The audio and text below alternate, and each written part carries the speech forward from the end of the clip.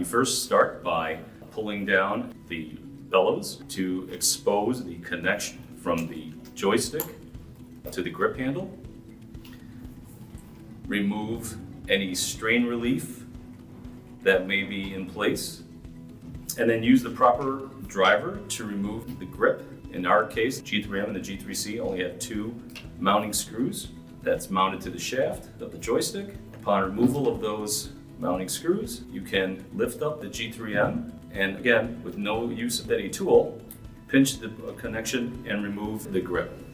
You can then just mount the replaceable grip handle onto the joystick, make the termination to the connectors, and refasten the joystick, and terminating any strain relief that is also present in the design.